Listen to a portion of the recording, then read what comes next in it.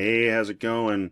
Welcome to part 2 of mastering the first 5 minutes of instruction time. If you hadn't watched part 1, please pause this video. Go watch it. Listen, there's some good stuff. I'm in it. I'm walking you through it. Go check it out, okay? If you have already watched part 1, you're in the right place. Let's continue here, okay? So, last time we started off, or I should say we finished with listing class daily information. We're going to move on after that, okay? So, here we are. What to do, have a clear routine. Let's talk about routines. What is a routine? Do you know what a routine is? Well, I went to the Merriam-Webster dictionary just so that we were really clear. This is what the dictionary had to say. It's a noun and an adjective. I'm going to read both. So the noun is a regular course of procedure. The adjective is of, relating to, or being in accordance with established procedure. Both versions have a similar word, and that word's procedure. All procedure really is another way of saying habit. Are we making the connections here? I hope so. So, again, we want to instill good virtues, to create virtuous students, virtuous members of society, citizens. And the best way to do that is through habit, procedure. Okay, let's move on. So let's implement CHAMPS into the routine. How are we going to implement CHAMPS into the routine? What are the steps? Let's talk about that. So upon arriving to the classroom, students should follow CHAMPS expectations. Here's what it looks like. Okay, we'll get in more detail with this in just a moment, so hold on a second. So one, we want them to find their seat. Next, we want them to get their materials out.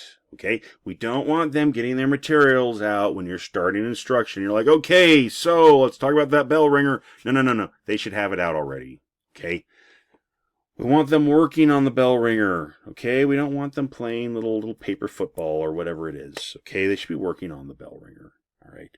We want to keep peer talking to a minimum. We're going to talk about that in more detail a little bit later, okay?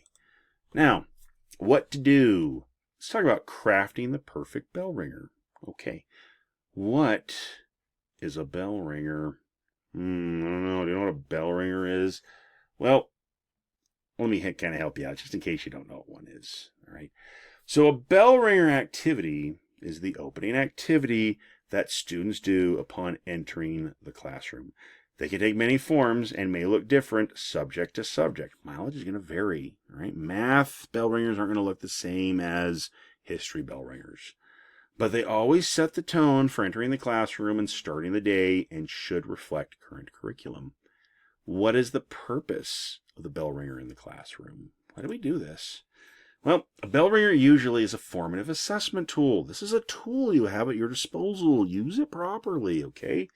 A bell ringer can also be a way of encouraging creativity or a simple way to allow the class a moment of social time.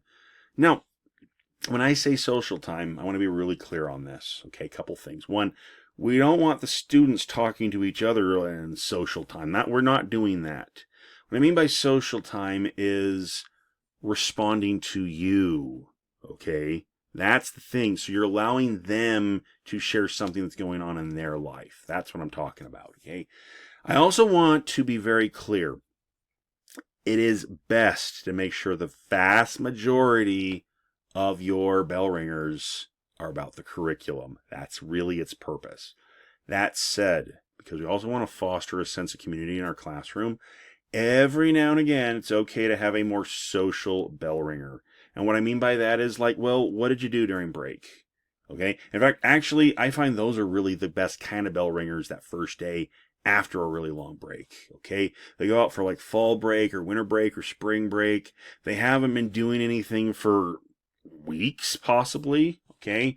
Asking a curriculum bell ringer, you're probably not going to do very well or get the responses you want. So, hey, what did you do during break? That's completely okay at that time. But usually let's make sure it's based on the curriculum. Now, most bell ringers should reflect material being taught either from the previous day or later in the curriculum. You can use it as a way to gauge, did they understand the material that was taught yesterday or last week? You could also use it to gauge their pre-existing knowledge, right? And that might help you kind of gauge what you need to talk about when you get there, okay? Generally, bell ringers are a way to quickly assess the mood or acquired knowledge of your classroom. This is a way for you to get a sense of, do they understand the material? Do I need to go back and reinforce an idea? Use this tool to your advantage. All right, it's really going to help you out. Now, what to do? Crafting the perfect bell ringer. I've got another slide for this. Can you believe that? Oh my gosh. So, what should students be doing with bell ringers? What are they doing with these bell ringers anyway?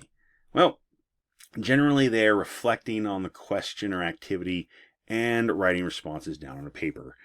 They're not playing paper football, they're writing. Okay, it's best for a teacher to generate a bell ringer sheet to use. I want to really be clear on this. I've tried it both ways. Don't just say, hey, take out a blank sheet of paper and write the day's bell ringer. They're more likely not going to do it. Have a generated, pre-established sheet. Plus, it kind of helps to push them in the direction you want with that if it's based on your standards. Okay. A few students will then share their responses verbally when called upon by the teacher. You don't have time to get a lot of responses. You got to get moving, all right? Really just kind of getting a sampling anyway, okay? So pick, 3 to 5 students, move on with your day, all right? The teacher can use responses to gauge instruction. If most or all responses demonstrate a clear understanding of the material, feel free to move on. Good job, they got it. If not, reteaching will be necessary, okay? We want to make sure they understand this material, use this bell ringer to gauge it, and if you kind of come up that like most of those 3 to 5 students that raise their hand are like, I clearly don't know what I'm talking about, well then you're going to need to reteach the material. Also, make sure it's not the same 3 to 5 students every day, or like a pool of like 10 to 15 students. All right. That can be really tempting because you just want to get moving and, oh, my class knows what they're talking about. But we want to make it random. All right. So that means that any student should be able to respond at any moment. Okay. Having students turn in a week or unit's worth of completed bell ringers is best. Now, it's not a good idea to say, hey, class, we're going to turn in the semester's worth or the term's worth, and you got this thick stack of papers. Don't do that to yourself. Don't do that to yourself. If it's just a week or unit's worth, so like, 2, maybe 3 weeks, okay, that's a lot better. All right, you don't have as much to go through. Kind of look at the responses that your students are writing, okay? Again, you don't have the time during class to hear from every student, but that doesn't mean you can't still gauge what are they thinking, okay? Granting a small amount of participation points for completed work is suggested. Don't give everything away. We don't want like, hey, for a single bell ringer, you're going to get 50 points, and then like all your class has A's and B's off of bell ringer work. No, that's a misuse of points, okay? But we do want to give them some points because here's the reality. Okay, most people aren't going to do hard work unless they feel like they're getting something out of it. Now, you and I might do this work for pay, right? That's the big thing we're getting out of it, or some kind of emotional rush. I'm helping the next generation, whatever it is. Okay. Well, for other students, the thing they're getting out of it, like first and foremost, is points. Let's be honest with ourselves. All right. So give them a few points. That makes them feel better about it, and they're more likely to do it, frankly. All right, let's kind of move on. What to do? A second look at Champs' expectations. I want to kind of go through this. All right, so fill in your Champs' expectations for the first 5 minutes. First off, conversation. Student conversation should be held to the absolute minimum. Acceptable conversation looks like asking table buddies for suggestion on answering the bell ringer. Any talking should be a quiet whisper.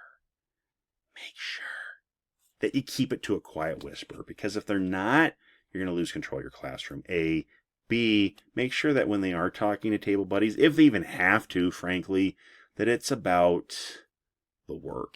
Okay, we're not asking, hey, you want to go to McDonald's with me after school? That's not the time for that. Okay. Number 2, help. Students may turn to table buddies for help. Unit packets, textbooks, or in limited form, the teacher. Teachers should use this time to take attendance for the day. This is the time that's really chiseled out of the day. You're doing a lot of things. You're doing this, you're doing that, but you got to take attendance. You have to take attendance. This is the time to do it. They're busy doing the bell ringer work. You're taking attendance. Boom, we move on with our day. Okay. Activity number 3. Besides reflection, this is a time for students to write. Using this time effectively will help students build core skills. Turns out it's not just for English. Okay. Any subject can help to build core skills. All right. Writing's a very important skill to have virtuous, good citizens, because they're going to become the next generation of adults. We want to make sure we have a generation that knows how to write. Having daily bell ringers helps to reinforce that. And if they're doing this in all of their classrooms, it's just that much better. All right.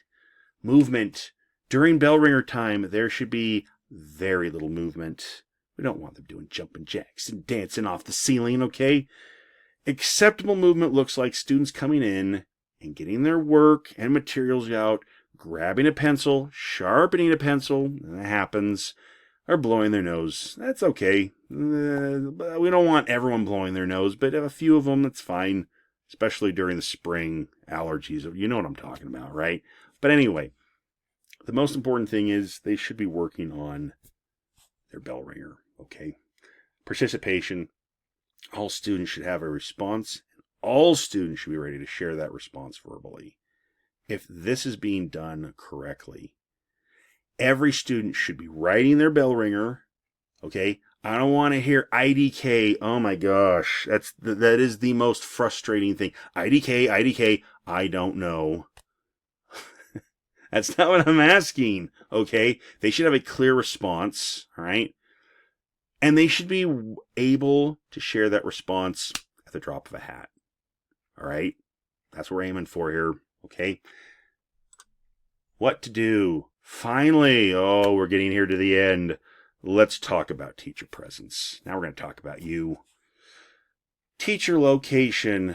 Where should you be? Well, being visible is best. It's best for the students to clearly see you. They're more likely to follow the expectations if they do. But let's be honest, that's not always feasible. Sometimes you're not able to do that. There's different reasons, okay? So if you can't be visible, you'll want to find ways to make your presence felt. What does that look like? Think about that for a bit. How can you help make your presence felt even if they're not actually looking at you? Be near the doorway, front of the room, or walking around after taking roll are great places to locate, right? You kind of circulate the room after you've taken roll. And then let's have those responses, okay? Always redirect students to the routine and expectations. Again, hopefully you're getting your students to the point. You don't need to redirect them. But if you do, make sure you redirect them where they need to go, what they need to be doing, okay? How to reinforce expectations. This is where we come to the end, all right? You could use short, direct instructions, bells, whistles, hand gestures, or whatever verbal or silent cues to redirect students. Again, mileage is going to vary. What do you use? I tend to use a bell. That's one of my favorites, but it's not the only thing I use, okay? What do you use? This will look different in various classrooms and at various times. Again, mileage is going to vary. Even within your classroom, I use bells, but that's not the only thing I use. I use other things as well. Depends on the moment, right? Spend a minute or less taking roll so that you are able to get right into the action. Let's make sure that we don't spend a lot of time on roll. All right, we have to take roll, then let's get moving. All right, that's all I've got. I hope that you redirect your students to doing what they should be doing, working on their bell ring, get their materials out. If you have any questions, come back and rewatch these videos every now and again, okay? Reflect on what's been taught here, all right? All right, good luck, teacher. I'll see you on the flip side.